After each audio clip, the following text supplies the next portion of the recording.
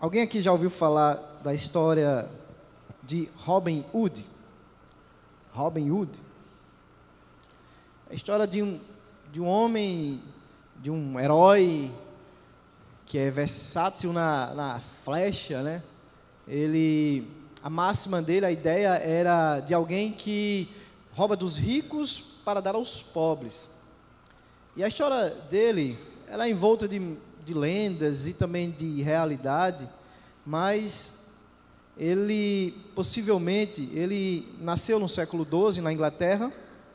Ele era um nobre, ele era filho de pessoas ricas. No reinado do Coração de Leão, o Ricardo Coração de Leão, ele de fato tinha muitas habilidades com arco e flecha. Ele vestia uma roupa verde, né, uma capa, e nos bosques de Sherwood, em Nottingham, na Inglaterra, ele se juntou a um bando de pobres para roubar dos ricos para dar aos pobres. Tudo indica que ele foi para as cruzadas. Em um momento da sua vida ele teve nas cruzadas. Quando ele retorna para a sua terra não era mais a mesma. Havia uma tirania por parte de leis abusivas, por exemplo, que proibia a caça para os camponeses, para os mais pobres nas florestas. Ele então se revolta contra os nobres, ele que era um destes, e ele então passa a ser considerado um fora da lei. Ele se une com um bando para combater essa lei que ele considerava injusta. Então, como ele vivia numa sociedade injusta, uma sociedade de ricos e pobres, ele tenta resolver esse problema roubando dos ricos para dar aos pobres. Então, e por causa da sua história misturada com lenda desde o século XII, nós a partir dessa ideia do Robin Hood, muitas ideias, inclusive utópicas, sobre justiça, sobre liberdade, né? Ela tem emaranhado as imaginações das pessoas, baseado na história de Robin Hood. E uma história como essa, de um herói que rouba dos ricos para dar aos pobres, ela facilmente pode nos cativar. Podemos ser simpáticos a ela. E quando a gente assiste o filme de Robin Hood, que é um filme muito bom, por sinal, a gente nos pega facilmente torcendo para que as emboscadas deem certo, para que os roubos deem certo. Quem aqui, por exemplo, não precisa levantar a mão, porque eu sei que tem muita gente, quem assistiu aquela série La Casa de Papel, quem aqui não estava torcendo por Sérgio, professor Sérgio e os seus amigos lá, Nairobi, Tóquio, Rio, né? Quem aqui não estava torcendo para que aquele assalto ao Banco Central da Espanha não desse certo? Porque nos encanta essa ideia de alguém que luta por justiça, de alguém que pensa nos mais frágeis, né? De alguém que luta contra um sistema, naquele caso, contra o capitalismo, e facilmente a gente eu diria, fascinado, manipulado por histórias assim. Basta um discurso de, isso é justo, e aí a gente simplesmente adere, simplesmente somos seduzidos. E o nosso evangelicalismo, nossa história do protestantismo no Brasil, ela tem um período na década de 70 que ela foi seduzida, pelo menos parte da igreja foi seduzida por uma teologia chamada teologia da missão integral. Eu diria que é o paralelo da teologia da libertação, meu amigo que está aqui, Aderaldo, na igreja católica. A teologia da missão integral, ela é uma resposta evangélica para aquilo que os católicos deram por meio da teologia da libertação ali, também mais ou menos nessa época, um pouco antes. Então, a teologia da missão integral, ela no Brasil, ela começa na década de 70, porque a ideia a igreja precisa integrar a sua fé com a ação social, com a transformação da sociedade. É integral porque, dizem eles, a igreja deve observar a integralidade do homem, não apenas o homem como sendo uma alma, não apenas o homem como tendo necessidades espirituais, mas também o homem como tendo necessidades físicas, necessidades sociais. Então a igreja deveria se engajar no mundo para melhorar o mundo, para ser uma resposta na vida desses marginalizados. Justiça social, definindo justiça social, ela consiste em toda atividade de cristãos, individual ou da igreja, no sentido de suprir necessidades materiais das pessoas, aliviar o sofrimento humano, atenuar ou eliminar males sociais que afligem indivíduos, famílias, comunidades e até mesmo a sociedade como um todo. Ou seja, para alguns que foram seduzidos por essa ideia, A missão da igreja é a ação social.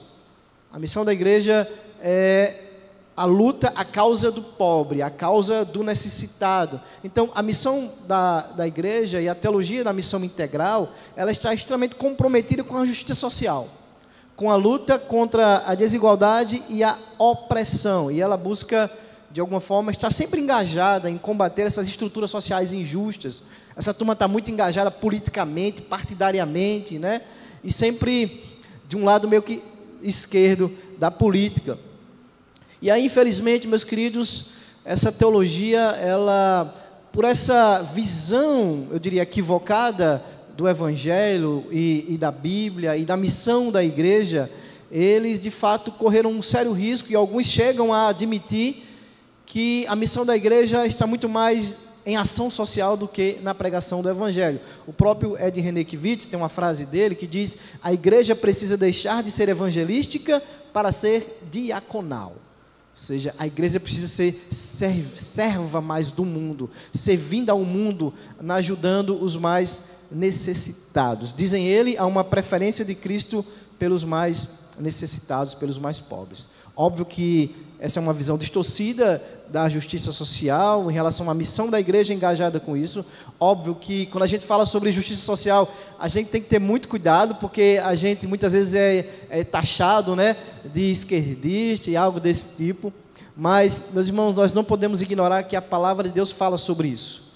Que Deus tem muito o que falar para a sua igreja, para o seu povo sobre isso, mas uma visão equilibrada. Uma visão não deturpada como estes, né, na teologia da missão integral. Então, é sobre isso que vamos falar. Vamos falar em 2 sermões, tá? O escopo está baseado aqui num livro do Timothy Kelly, chamado Justiça Generosa. O tema das 2 mensagens é Justiça Generosa, mas a mensagem de hoje, baseado nesse tema, é o chamado de Deus para sermos como Ele é. O chamado de Deus para sermos como Ele é. Deuteronômio capítulo 10, verso 18, eu vou ler nos textos para a gente ser mais dinâmico. Deuteronômio 10, 18, diz assim: ele faz justiça aos órfãos e às viúvas, e ama os estrangeiros, dando-lhes comida e roupa. Senhor Deus, gracioso Pai, nós te agradecemos, Senhor, por esse momento, por esta oportunidade de estarmos aqui juntos como família Tua, para juntos cultuarmos o Senhor, Pai, para cantarmos as Tuas maravilhas, orarmos ao Senhor, mas também, sobretudo, ouvirmos a Tua voz. Então, que nesse momento Tu possa calar o nosso coração, calar as nossas inquietudes, as nossas preocupações sobre o amanhã. Possamos estar atentos e cativos para ouvir a Tua voz, Senhor. Me usa como instrumento em Tuas mãos, ó Pai, apesar de quem eu sou. Mas que tudo que possa ser dito aqui seja para a edificação da Tua igreja, Senhor, iluminada por Teu Santo Espírito para a Tua glória. Assim nós te pedimos e agradecemos em nome de Jesus. Amém. Tinha uma palavrinha aí no hebraico chamada mishpat.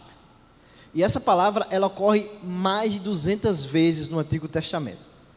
E essa palavra, que é muitas vezes traduzida por justiça, ela significa basicamente absolver ou punir uma pessoa de acordo com os seus méritos.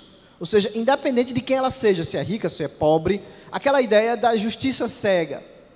Então, a palavra mishpat, ela quer dizer dar ao outro aquilo que ele merece, independente de qualquer coisa. Ou seja, se ele cometeu um crime, ele deve ser punido por este crime, independente de quem tenha cometido. Infelizmente, a nossa justiça brasileira perdeu essa referência há muito tempo, onde pune a pessoa de acordo com a sua escolha política, né? E quem é culpado é inocentado. Também essa palavra, embora ela tenha esse significado de punir, dar ao outro aquilo que ele merece, independente de qualquer coisa, ela também tem um outro significado. Ela significa assegurar o direito de cada um. Lá em Deuteronômio, capítulo 18, verso 3, ele diz assim: será este, pois, o direito devido aos sacerdotes,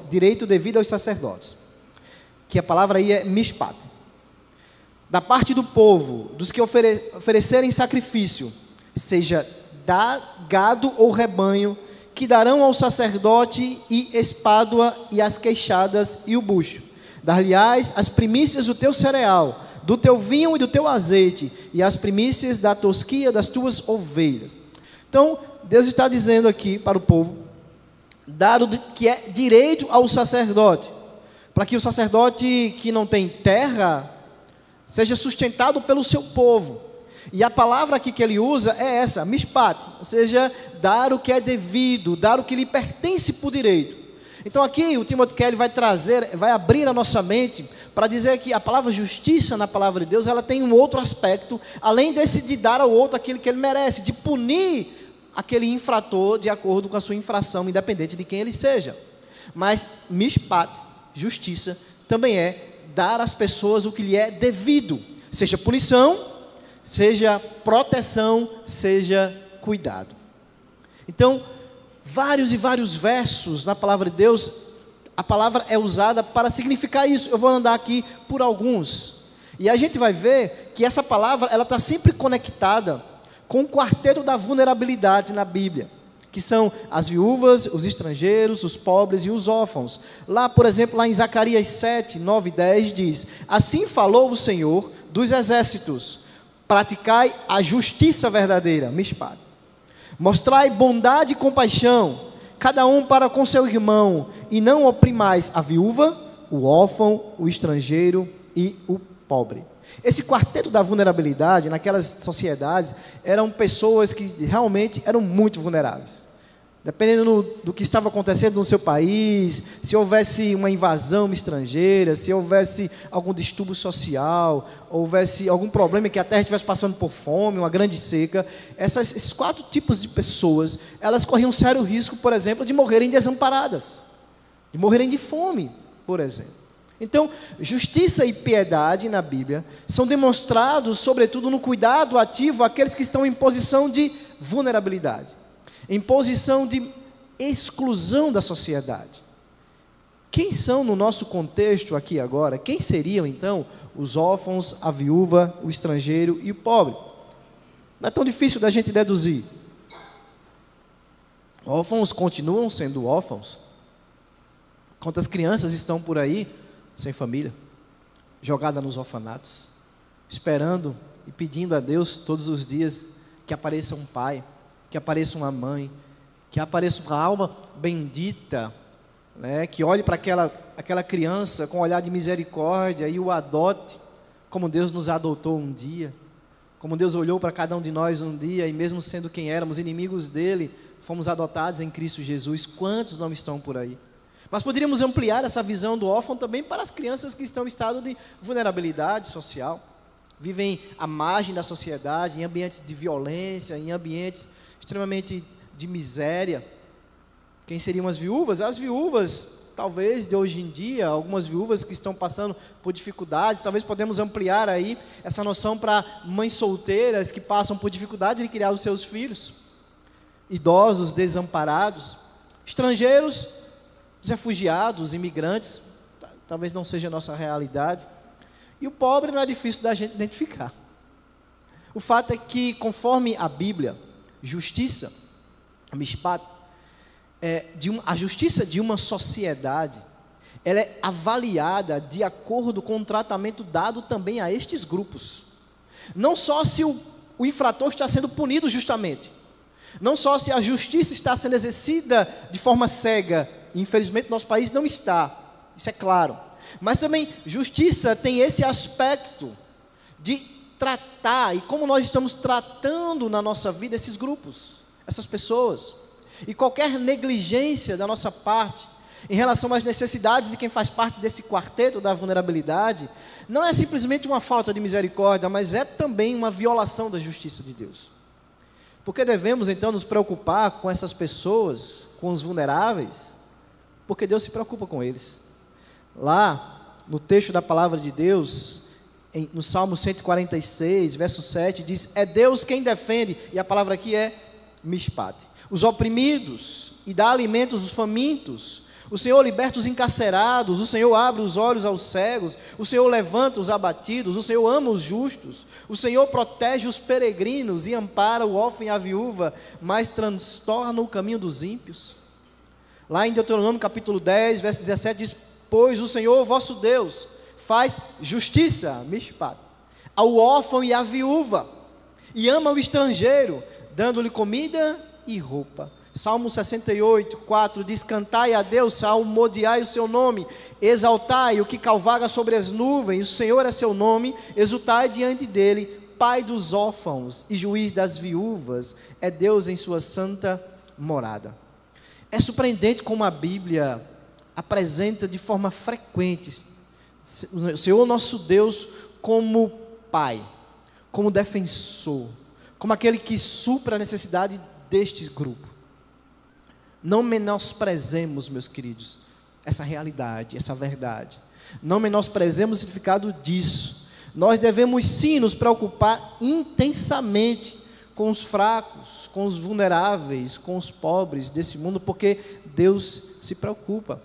É tão forte isso que Deuteronômio, capítulo 27, verso 19, vai dizer: maldito aquele que violar o direito do estrangeiro, do órfão e da viúva. E todo o povo dirá: amém. Isso é muito sério para Deus. Se quisermos honrar a Deus, nós não podemos negligenciar esta verdade. Nós temos que defender, nós temos que ser resposta de oração na vida destes que precisam.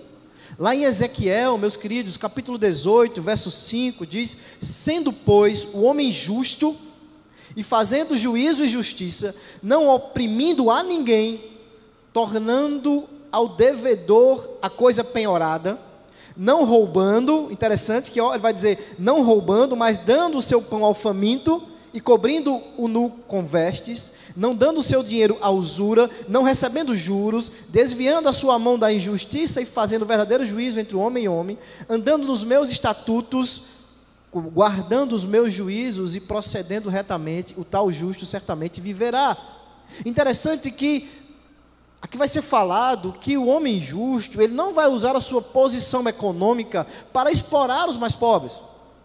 E interessante aqui no texto, aqui a gente vê logo seguidamente a ideia de que não roube, mas reparta o pão. E a gente vê isso lá no Novo Testamento também.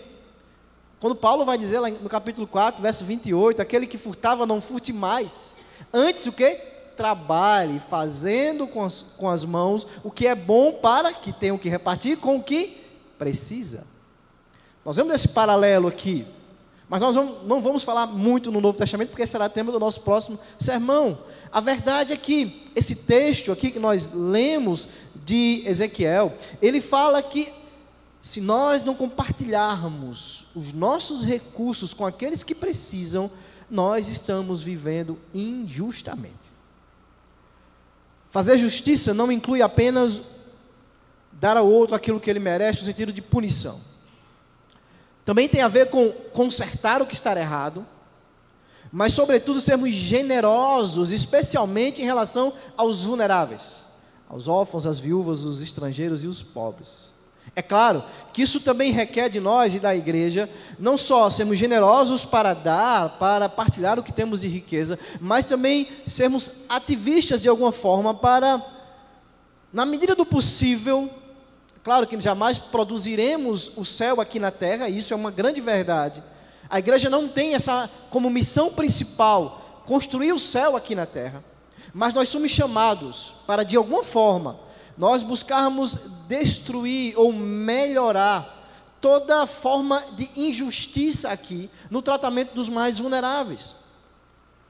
Baseado nessas ideias que eu estou dizendo para vocês, dois grandes homens me veio à memória, não tão distantes de nós, um no século XIX e outro no século XX, William Wilberforce, já até falei dele aqui para vocês, um inglês que era do parlamento britânico e foi convertido por Deus, e na sua dúvida sobre o que fazer, consultando o John Newton, que já era pastor na época, ele pergunta se Deus não queria que ele deixasse a política, e John Newton diz: não, Deus tem propósito na sua vida na política. E este homem, impelido pela compaixão com os miseráveis, num ambiente extremamente escravocrata da sua época, onde a escravidão era comum no século XVIII. Este homem luta no parlamento inglês, até o fim da sua vida, contra a escravidão, contra o tráfico negreiro. E ele consegue. Porque ele entendia que ele poderia fazer algo por estes. E ele o fez. Por que não falar de um outro pastor, batista, no caso o William não era pastor, mas Martin Luther King era pastor. Um pastor batista, da década de 60 nos Estados Unidos. Um negro que luta a favor dos direitos civis, de um tratamento igual entre os negros e os brancos dos Estados Unidos. E esse homem faz história, mudando leis dos Estados Unidos. Alguém que entendeu de que ele poderia fazer e fez, não apenas dando a necessidade deste grupo da vulnerabilidade, mas sobretudo lutando por leis mais justas. Tudo isso inspirado nas Escrituras. Tudo isso impelido e motivado do amor de Deus por estes mais vulneráveis. Tudo isso inspirado e motivado em busca da justiça social. E, meus irmãos, vamos ver como Deus, Ele expressa de forma vívida essa preocupação com os mais vulneráveis no Antigo Testamento. Algumas leis do Senhor expressam claramente essa sua preocupação, expressam claramente o seu caráter. Primeira, a lei da libertação, que está lá em Deuteronômio capítulo 15, a partir do verso 1, diz assim: ao final de cada 7 anos, vocês devem cancelar as dívidas. Este é o modo como isso será feito. Todo credor que emprestou alguma coisa ao seu próximo, dará por pago. E o que havia emprestado, não exigirá pagamento do teu próximo ou do seu compatriota, porque a remissão do Senhor é proclamada. Literalmente, a ideia de libertação, do perdão da dívida. A cada 7 anos, qualquer israelita que tivesse dívida, que tivesse empenhorado a terra para algum tipo de negócio, e aquela terra tivesse empenhorada, no 7º ano ela era devolvida, e a dívida era perdoada. Isso é um tratamento maravilhoso de Deus, porque aqui era uma política pública específica para anular um dos maiores causadores da pobreza também, que é a dívida, né? A dívida é uma grande causadora. Então Deus aqui, se preocupando com isso, Ele cria uma lei para a cada 7 anos ser perdoado toda a dívida. Inclusive, essa lei existe parecida, né? A cada 5 anos, meio que a gente também é perdoado, né? Depende da situação. Uma outra lei aí, que Deus vai colocar no seu povo, a lei da respigadura. Quem acompanhou conosco aí a explanação do livro de Ruth, lembra, né? Noemi é beneficiada, e Ruth, desta lei. Levítico 23, 22. Quando cegardes a messe da vossa terra, não rebuscarei os cantos do vosso campo, nem colherei as espigas caídas da vossa cega. Para o pobre e para o estrangeiro as deixareis. Eu sou o Senhor, o vosso Deus. Ou seja, Deus está aqui limitando o ganho. Está limitando o ganho daqueles empresários, daqueles produtores, né? Mas veja só, não é simplesmente um ato de caridade. Não é simplesmente dar por dar. Essas pessoas, elas iam até lá colher. Não era um ato de caridade, porque o dono poderia colher todas as coisas e dar uma esmola, caso aparecesse alguém lá. Mas Deus está dando aqui ao pobre a própria chance dele suprir a sua necessidade. E aí o interessante é que Deus também vai criar leis para proteger de alguma forma, em outras situações, essas questões. Lá em Deuteronômio 23, 24, diz assim: quando entrares na vinha do teu próximo, comerás uvas segundo o teu desejo, até te fartares, porém não as levarás no cesto. Então, dá uma proteção também, no sentido aqui das videiras, né? Mas o fato é que Deus expressa por meio da sua lei o seu caráter, a sua preocupação com os mais necessitados. O que não dizer da lei do dízimo? Não sei se vocês sabem, mas existiam vários dízimos no Antigo Testamento. Um deles é o dízimo que era dado a cada 3 anos às cidades, não só os levitas, mas também às cidades. Lá em Deuteronômio capítulo 14, verso 27 diz: porém não desampararás o levita que está dentro da tua cidade, pois não tem parte nem herança contigo. Ao fim de cada 3 anos, tirarás todos os dízimos do fruto do terceiro ano e os recolherás na tua cidade. Então virão o levita, o estrangeiro, o órfão e a viúva que estão dentro da sua cidade, e comerão e se fartarão, para que o Senhor teu Deus te abençoe em todas as obras que as tuas mãos fizeram. Deus também preparou um dízimo a cada 3 anos, que era dividido entre os levitas e os grupos dos marginalizados, aqueles que precisavam. Por último, nós temos o extraordinário ano do jubileu, que está lá no capítulo 25 de Levítico. Mas a ideia era, a cada 7 anos sabáticos, dá 49 anos, no 40º ano, nós chamamos de ano do jubileu. Nesse ano, todos os israelitas que tinham sido vendidos como escravos, e às vezes porque eles não conseguiam pagar suas dívidas, eles eram vendidos como escravos, eles se escravizavam, né? Eles deveriam ser perdoados, deveriam ser libertos. Todas as suas dívidas deveriam ser também perdoadas. Também toda a terra que de alguma forma não estava mais na família daqueles que primeiro chegaram lá na terra prometida, deveria ser devolvida para alguém da família. Ou seja, a terra deveria ser restaurada para aquele que a conquistou. Então isso é maravilhoso, porque a família agora tem uma chance de recomeçar. Não importa o quão irresponsável ela tinha sido, mas em 50 anos, a família, o descendente, tinha uma chance de recomeçar, se tivesse atolado em dívidas, se todo mundo tivesse escravizado, enfim. Essa é uma preocupação do nosso Deus com os mais necessitados. Mas você pode dizer, mas pastor, isso aí é Antigo Testamento. A gente está noutra vibe, não é mais isso aí. Será que é verdade?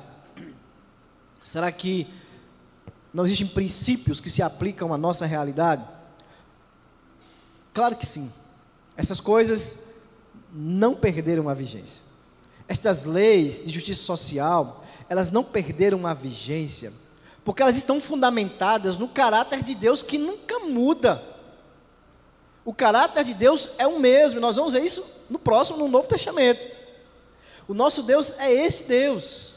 Se Deus é mesmo assim, nós que cremos nesse Deus que se preocupa com os mais frágeis da sociedade, nós temos que perceber ou entender ou aplicar à nossa vida os princípios do Antigo Testamento, mesmo que estejamos vivendo numa outra época, né, no estágio da história da redenção, mas nós temos que perceber como nós podemos aplicar princípios destas leis, que eram de fato leis civis, leis onde Deus era o que mandava as leis serem construídas para funcionarem no Estado.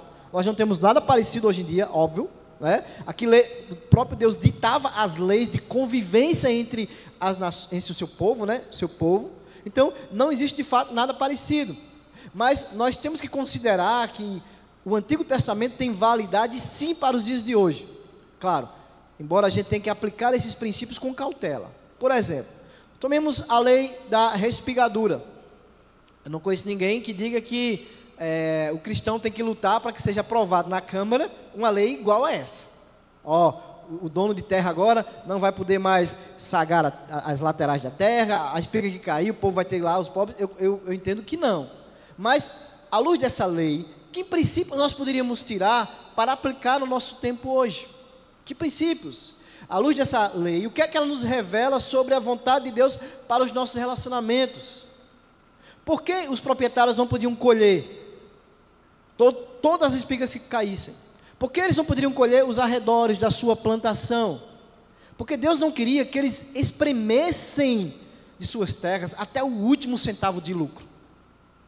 Que eles tirassem da terra, que eles fossem gananciosos ao ponto de tirar tudo de lá para si mesmo. E aí, de cima do seu pedestal, olhasse para os pobrezinhos, vou dar uma esmolinha aqui. Não era isso que Deus queria. A lei da respigadura dá ao pobre a chance de ser autossuficiente. De, por meio do seu trabalho, perceba, ele teria que ir lá trabalhar, ele sim ter seu sustento, ter seu donativo. Como é que a gente pode aplicar isso aos dias de hoje para empresários, por exemplo?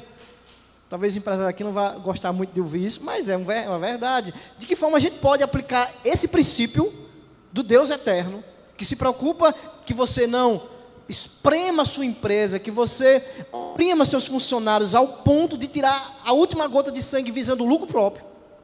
Baseado nesse princípio da lei da respigadura, que reflete o caráter de Deus, poderíamos dizer que você, de alguma forma, poderia ser mais justo no salário dos seus empregados, ou seja, dividindo um pouco do seu lucro, claro, se você puder, óbvio, a vida do empresário brasileiro não é fácil, eu entendo, mas, na medida do possível, ser mais justo no salário, na medida do possível, ser mais justo no preço, não visando apenas o lucro para si mesmo. Então, a lei da respigadura nos ensina esses princípios importantes. E aí, tornaríamos, então, uma comunidade mais justa.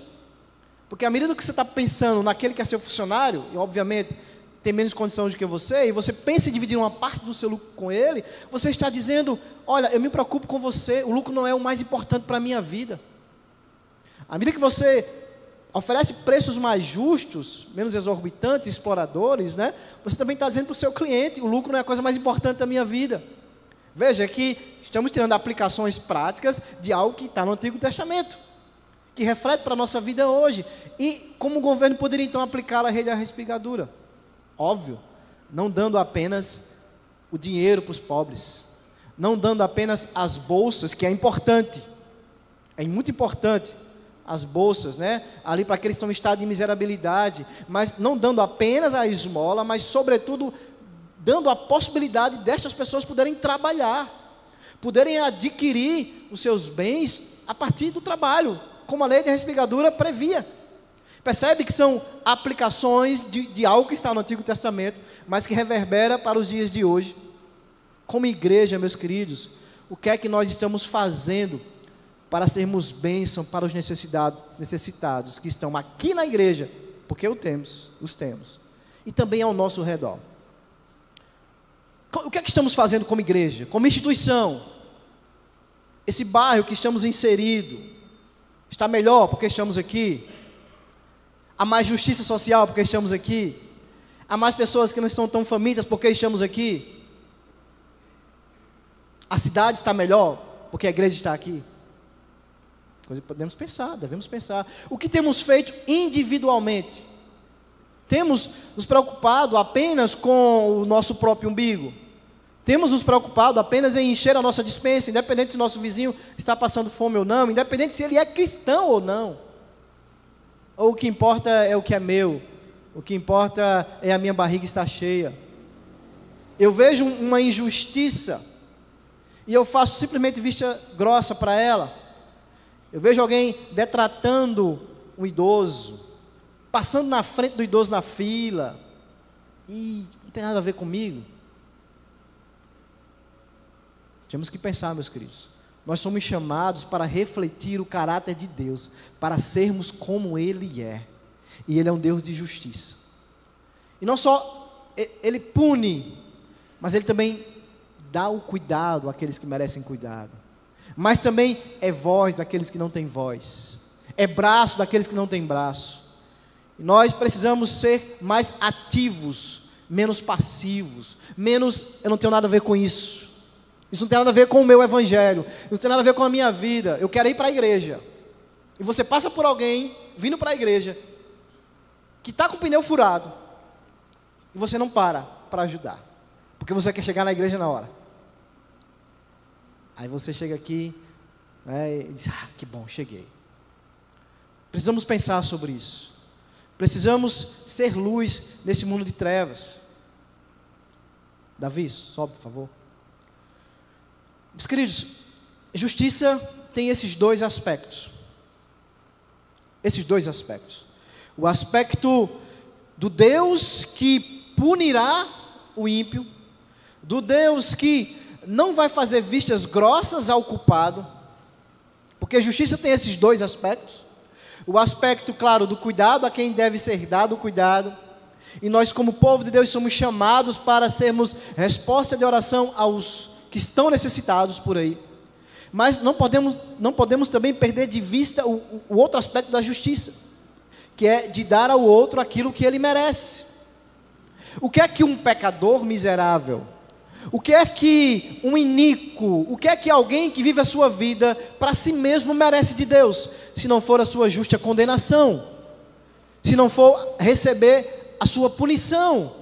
E não se engane, meus queridos, Deus punirá, Deus dará, porque Deus é justiça.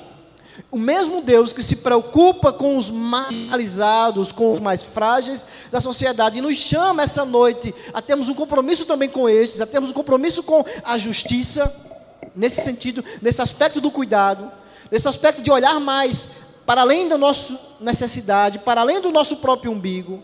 É o Deus também que punirá os ímpios, é um Deus que vai cobrar sim do pecador, é um Deus que não fará vistas grossas para o pecado, para aquele que de fato não será inocentado. O nosso Deus é tão justo e tão misericordioso ao mesmo tempo. Veja só, olha o que parece um dilema. Como pode Deus ser justo e ao mesmo tempo misericordioso? Como pode a justiça de Deus ser generosa? Mas nesse aspecto da justiça de dar ao outro aquilo que ele merece, no sentido de punir o que ele merece, Deus também é misericordioso. Mas perceba, Deus é tão justo, que quando Ele olhou para a humanidade, Ele viu eu e você, Ele nos viu como pessoas incapazes de obedecê-lo perfeitamente para entrarmos no céu. Porque a condição é essa de entrar no céu: seja santo como eu sou santo, seja perfeito como eu sou perfeito, obedeça a minha lei. Mas Deus, quando olhou para nós, Ele via que isso era impossível de acontecer, porque o pecado agora é uma realidade em nossas vidas, o que nos torna incapazes de nos conformarmos à sua lei. Mas esse Deus que é justo e Ele vai cobrar do pecador, é o Deus que é misericordioso, e é o Deus que concilia justiça e misericórdia. Como Ele concilia tudo isso, pastor? Ele concilia na cruz. Na cruz. Na cruz, Deus puniu o justo, o santo, o puro. Ele puniu o seu filho, porque ele tem que punir alguém, meus queridos. O pecador vai pagar, mas Cristo pagou já. Cristo bebeu o cálice da ira de Deus, o Deus justo, o Deus impiedoso com os culpados. Ele bebeu no nosso lugar. Os ímpios receberão a sua paga, receberão o que eles merecem por viver as suas vidas para si mesmo. Mas aqueles que confessarem Jesus Cristo como seu Salvador não receberão. Diferente de Robin Hood. Veja, Robin Hood era um rico, era um nobre, que escolheu viver a sua vida lutando pela causa do pobre, e escolheu fazer isso roubando os ricos. Mas diferente de Robin Hood, segundo Coríntios capítulo 8, verso 9, porque já sabeis a graça de nosso Senhor Jesus Cristo, que sendo rico, por amor de vós, se fez pobre, para que pela sua pobreza enriquecesseis. O nosso Deus, Filho, se esvaziou da sua glória, a glória que Ele tinha junto com o Pai. Ele era rico em glória, em majestade, mas Ele veio não cumprir sua missão junto aos pobres. Ele não veio tirar dos ricos para os pobres, mas Ele, sendo rico, se fez pobre. Ele, sendo rico, se sacrificou por nós, quando nós éramos seus inimigos. Ele, sendo rico, majestoso, glorioso, se humilhou por nós. Ele, sendo rico, morreu por nós.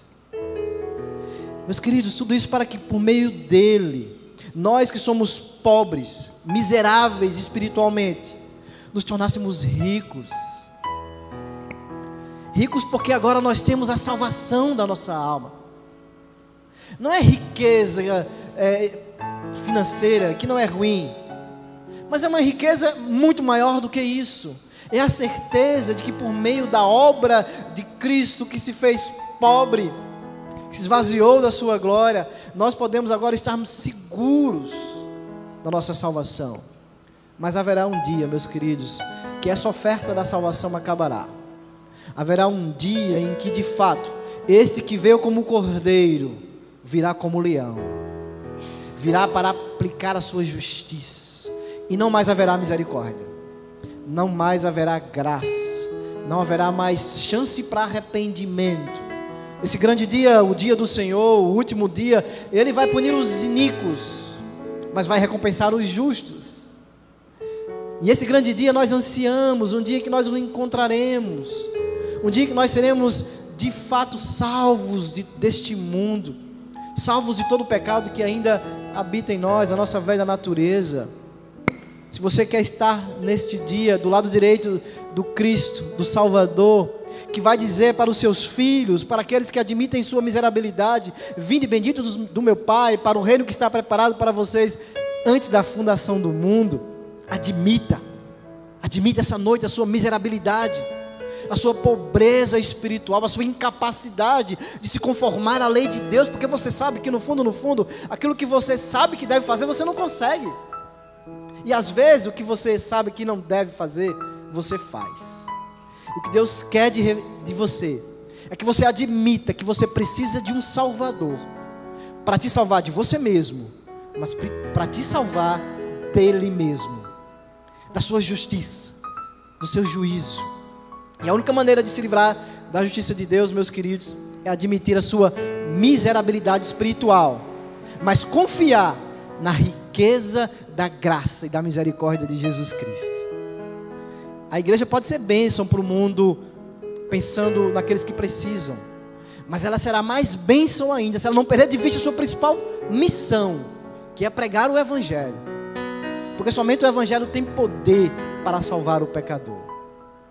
Que nós possamos, meus queridos, não perder isso de vista, e que você que está aqui ou está me assistindo, admita que você tem desejo de eternidade, mas confesse Jesus como seu Salvador, porque Ele é o pão da vida, porque Ele é a água viva, e aquele que bebe dele, aquele que come dele, jamais terá fome, porque Ele sacia a nossa alma.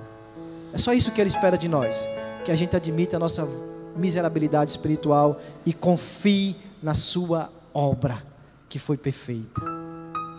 Vamos cantar, vamos ficar de pé e dizer para Deus essa noite: Deus, eu preciso mais do Senhor na minha vida.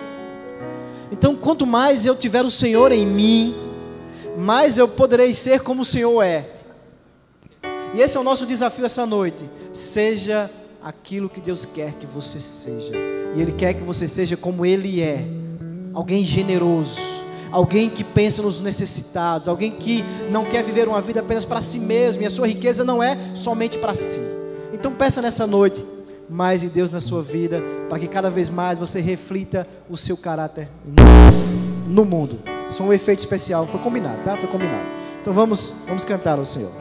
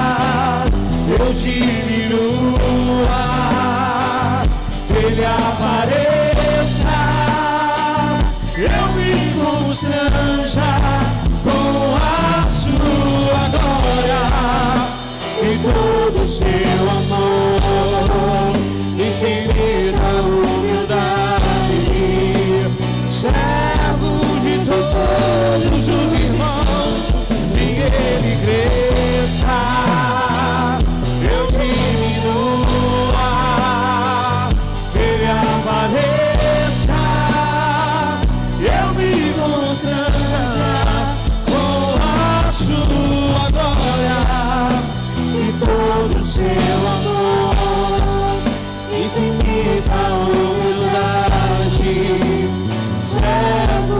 Vamos cantar todos juntos. Que ele cresça, eu diminua,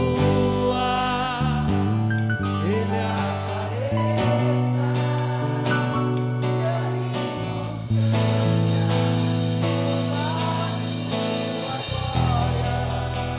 e todo o seu amor,